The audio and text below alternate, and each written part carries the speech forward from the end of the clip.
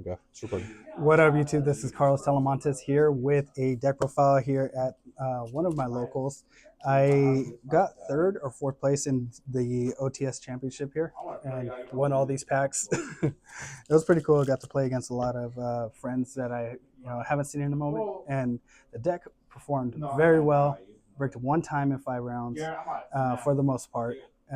Still felt like I could have played it out of it, some of the things, and also picked up a meows. Hopefully, also shout out to Tommy for that. Hopefully, I'll pull some more from here because I need more. But yeah, let's get to the profile and then we'll open up some packs. Cool. All right, let's move this out the way. All right, so it's pretty much the same, if anything, just identical to what I posted before. But I just strongly believe in this direction of the deck. All the hero stuff. I'm not going to bore you guys um, with the same stuff you guys see all the time, right? So 3 malicious, Destiny Hero Engine, then 3 adjusted. One of the best cards in the deck because it could search anything. It's anything in your deck. So I upgraded back to 2 dead end because I just really feel like it's important to always have one in deck, kind of like how Increase was, but just not as bricky. Plus it's a starter in itself. So it's just so important to have this in deck for your Evil Assault.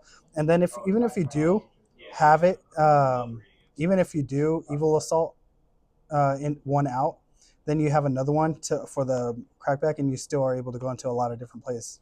So I like it a lot. Necrom, I love this card. I can't see myself cutting it. It just offers so much flexibility.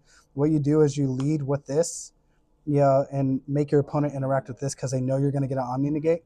And then if anything, I can't tell you how many times where I use this stuff and then put pressure them knowing that I'm going to search Super Poly and then search an Omni Negate, and then just tribute summon over backfire. And those type of things do come up. It's not ideal, but just to have that type of pressure before you go into your vision line. You will always use this before you go into your vision line. You never do it opposite, because if you do that, the vision line is still the most important part of the deck, and so you always want to be able to push with everything else first. So one of the big carries of the deck is 3 Fua, 3 Perulia, and 3 Droll. So shout out to Dat and Raul. Raul, Dat, for helping me, letting me borrow these. These are just so important because you want to be able to have turn-ending hand traps.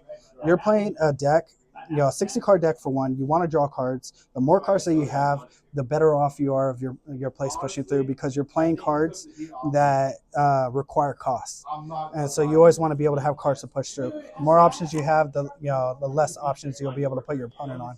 And then turn skip type of cards to get your turn back to you. The way I see this, like for one, Malice is already adding in a lot of Mystios. So even if you open this up game one against them, you just draw face Perulia, and you're still able to get more than one draw because they'll Bistio their own guy. So they'll normal summon a guy, then they'll Bistio their own guy, and you at least get a +1 out of it, worst case scenario. So, Joel, the way I see this too is that the best decks in the format right now are Ryzeal variants, Mitsurugi, Pure, Primite Ryzeal, and Fiendsmith Ryzeal. And I just want as many answers to them as possible. It's not as great against Malice, but you side accordingly for it. Yeah, so 3 Hero Lives. Shout out to Samuel, got the third. 3 Fusion Destiny, 3 Assault, 3 Thrusts. Your deck is all gas, and so you're able to search anything in the deck with that. 3 Talents. You always want to be able to snipe the nib. You always look at hand. You never draw. You never take. 3 Droplet. You want something to draw into once you draw into with the Charmies. Then Mass Change, Miracle, Dark Contact, Dark Fusion, Poly, Foolish Burial, Super Poly, and then lastly the traps. So the important thing about this package right here, you always want an additional card to set. There's so many times where you grind and recoup your resources, and you're adding back Dark Fusion with this, on the follow up, and then you're able to just go into a whole bunch of different things, which is also why you put a second dead in, because you're able to do more things with in the grind. So How many cards was that? 60 cards. Unfortunately, for those of who've been following the channel for a long time, know that I've been a strict 40 person. But you just really want to drown out a lot of the injury requirements. Especially if you add 3 adjusted, 3 assault, you want to be able to. You really want to be able to draw into those plus hand traps and keep your injury requirements in deck. So links, nothing's changed here. If you see my past profiles, all this is all the same. This is the what I feel like is better. I guess if I do anything, if I decide to ever take out Dark Contact, which I don't believe I would, you don't need the Darkest Night anymore because that's one of the main ways that you get into Dark Contact. I would probably put a Dweller in. Or if I cut like a second Neo Sword, then I'll put a Dweller in for when you get Drolled, since Droll is going around everywhere. So this stuff is pretty cool because you can recycle with Dark Contact, Dark Supremacy, Favorite Contact, stuff like that. Then side deck, this is all very important too. 3 Nib, 3 Lancia, 3 Chaos Hunter, a Meows, 3 Eclipse, and then 2 Traps. So I just really like when you play against decks like Malice. Yeah, I just want so much from them. I know it seems excessive, but you're playing 60 cards, at least for this version, and you want to be able to draw 1 to 2 of them. And so, which is why I picked up the second one. And the thing about it is, you don't need a lot of going first cards because your deck is already really good at going first anyways. So if you have a bunch of turn skip type of cards, like you can side this in going first regardless. Blue Eyes plays 3 Veiler. So many other decks are playing 3 Veiler, 3 Imperm. If you side this in going first, people are still playing Nibiru.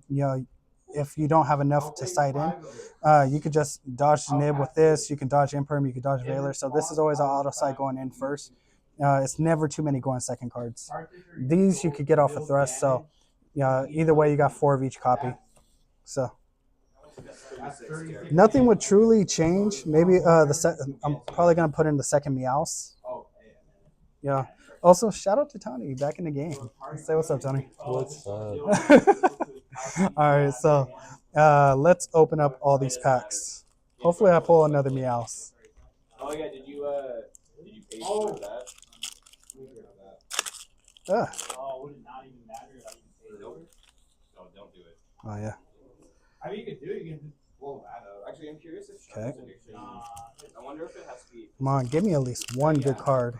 Let's get a QCR. Oh, bro, 1 QCR, I'm moving that thing right away, no matter what it is.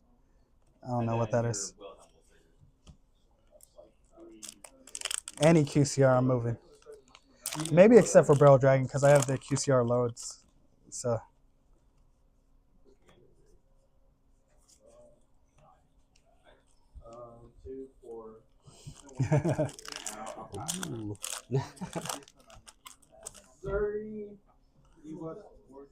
Oh no, not like this. Not like this. Got a good amount of packs left. Yeah, what do we got? 6, 7, 8. That's pretty good. Still. Oh, Oh, there you go. come on. That's your set. There's my set. Yes. Wow, that's pretty crazy. Just like that. That's the card I wanted. That completes the set.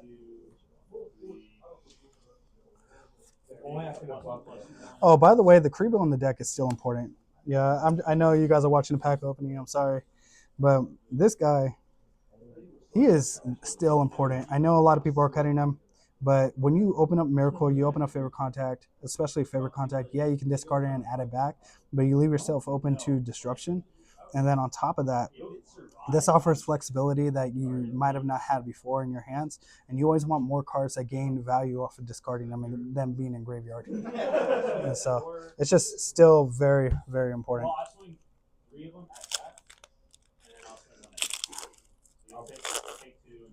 Let's see. Ah. Oh my, that's good. Oh. That means it's a broken card, huh? Yeah, every time you drop it. How you feel being back in the game, bro? Oh, good. I feel comfortable. I feel it's like I never really left. Yeah. What has it been like? Really, 8 years since you've? Really played? Yeah. It's been a while. Hey, that's that one guy you play, Yeah. the Regeki, right? Yeah, he's pretty good. Is it worth anything? I think he's definitely went down. He's less than $5. Oh, For damn. sure. What? The QCR one, man. Hey, That one's backfire. expensive. I know. That's what I need. I need to pull a QCR just so I can move it. The one card I don't want to move, I pulled, but then it also completes the set. Yeah. So either way, it's a win, right? Yep. Picked up 2 meows today. Build your GB deck. There you go. Oh, bro. It still shocks me that they finally brought out Gladiator to be support. Twins. Twin. We're See, happy that's what I band. want. I want twins. I'm hoping my wife is down for it. Shout out to you, babe. I know you're gonna watch this later. I keep on speaking it over. Sorry, having trouble with this last packet. That means it's a QCR. Yep. If this is a QCR, my wife and I are having twins. Oh. Fine, I'll settle for triplets. No, just kidding. All right, y'all.